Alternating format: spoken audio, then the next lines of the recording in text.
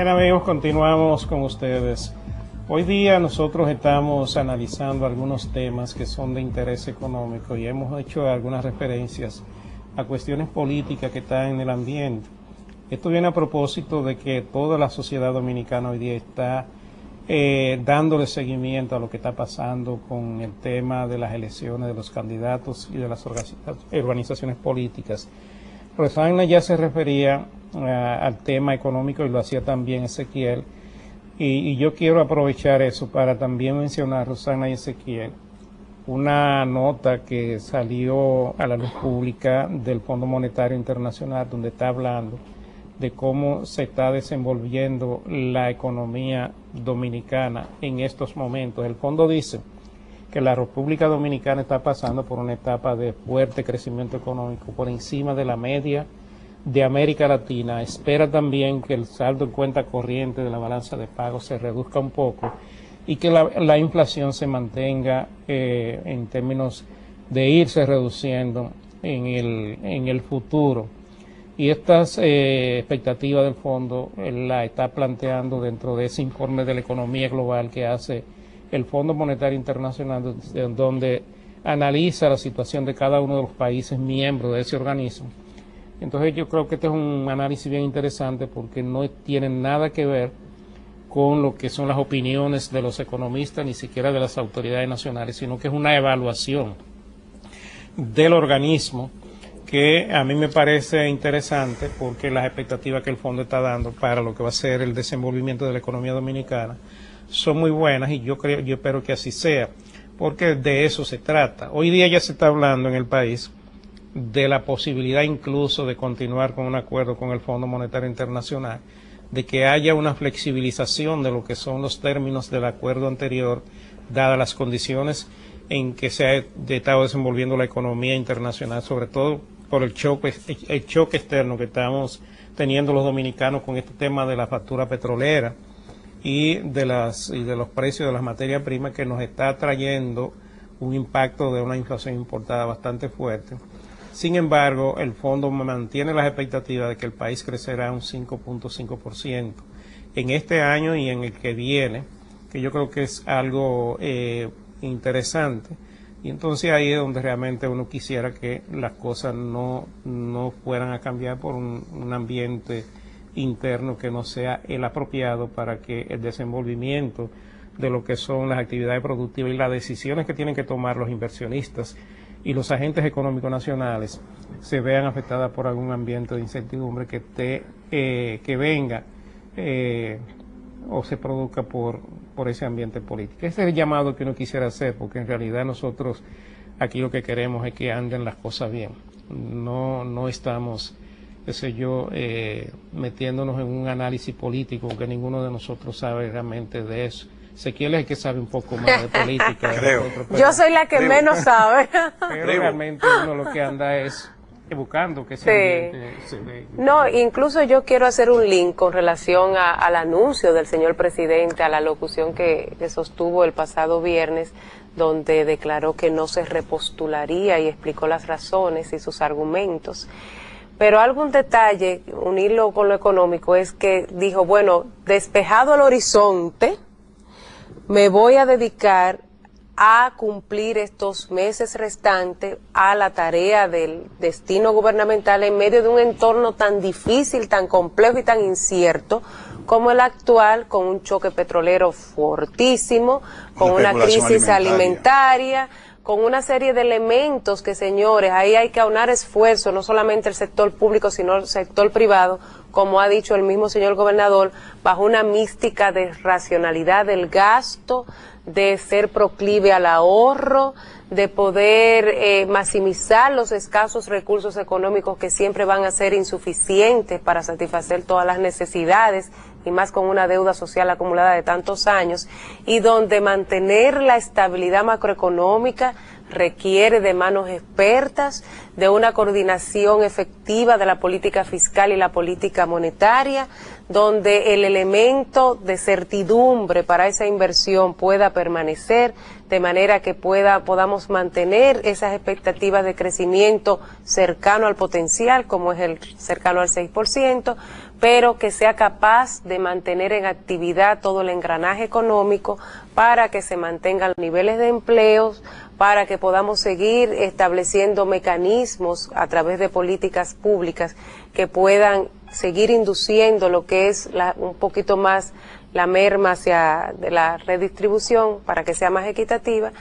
En fin, que es un elemento donde la agenda nacional debe estar de cómo poder mitigar y salir lo menos afectados de todo este embrollo internacional que existe actualmente. Miren, ahora que ustedes mencionan lo del discurso del señor presidente, independientemente de felicitar al señor presidente porque una vez más salió por la puerta grande, su coherencia en el sentido de que le importa mucho la economía y la tranquilidad social de República Dominicana. ¿En qué sentido? Nosotros siempre dijimos en ese sentido que el presidente no que el presidente no se iba a reelegir, porque si hubiese tenido la intención de reelegirse, no cambia la Constitución de esa forma, busca la forma de cambiarla de otra, no de prohibir la reelección, porque a él la Constitución anterior se lo prohibía de tajo, que no podía hacer. Si iba a cambiar, entonces no la iba a cambiar para prohibir la reelección y querer reelegirse. Claro. Ahora, que la especulación social, que la especulación pública quiso siempre mantener esa idea para mantener tal vez un estado de intranquilidad, bien. Si el señor presidente entendió que ahora era el momento de decir que no iba, yo lo felicito. Yo lo hubiese dicho antes, pero él sabrá por qué no lo dijo antes. Exacto. Solamente él sabe por qué no lo dijo antes, pero yo sí sabía que él no iba. Ahora bien, basado en todo eso, y esto es una opinión muy mía, no lo involucro a ustedes de ninguna manera, ni siquiera al mismo programa, aunque estoy en él, yo siento que el gobierno o los gobiernos, el Estado, tiene un problema de déficit fiscal. Hay un grave problema de déficit fiscal. Y cuando mencionan lo de las exenciones fiscales, que son muy altas y que le están menoscabando los ingresos del gobierno, yo siento que hay que hacer una comparación. Exención fiscal versus impuestos regresivos. A ver qué cosa le puede hacer más daño para fines de recaudación o de la eficiencia de recaudación. Yo no creo que las exenciones fiscales son malas. Pudiesen algunas corregirse. Lo que pasa es que se está vendiendo la idea para ver si no se hace una reforma fiscal, porque políticamente no se puede ahora hacer la reforma fiscal. Rosana y Luis, mi opinión. Políticamente es totalmente descartado que se haga una reforma fiscal, porque de una vez comienza la oposición política a caerle encima, que tenga un gobierno fiscalista, que ya el pueblo está alto de impuestos, que lo que tiene que ver es corregir la corrupción, etcétera, etcétera, etcétera. Entonces lo que está tratando es de quitar las exenciones fiscales, que eso como son casi por decreto todas, entonces se pueden quitar administrativamente.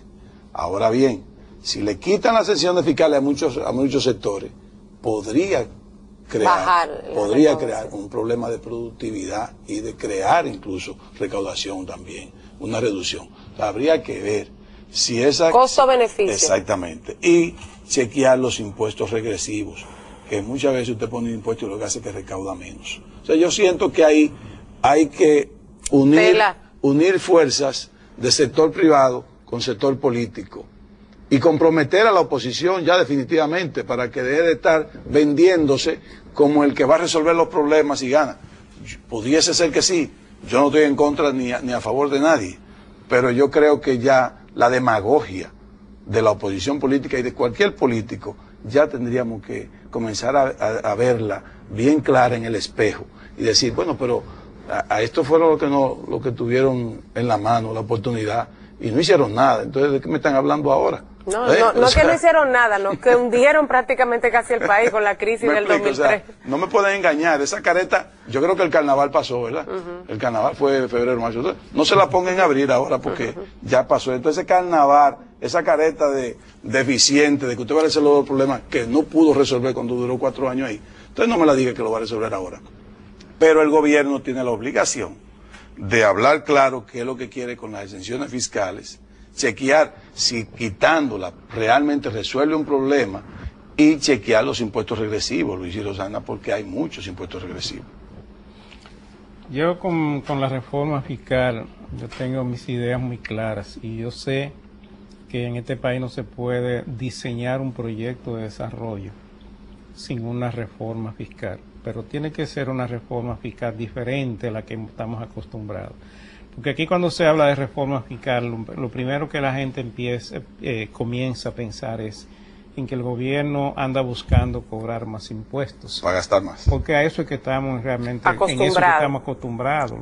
Realmente esas no son reformas fiscales, esas son reformas tributarias, donde el gobierno cambia las tasas, producto de un exceso de gasto que normalmente ocurre en el manejo de las finanzas públicas. Se gasta más de lo que se recibe, entonces hay que buscar o endeudarse para cubrir el déficit o en cobrar más impuestos, pero no se piensa en cómo manejar el gasto, que es la base, la calidad del gasto, y cómo hacer un uso más racional de los recursos que el Estado recibe y privilegiar las inversiones.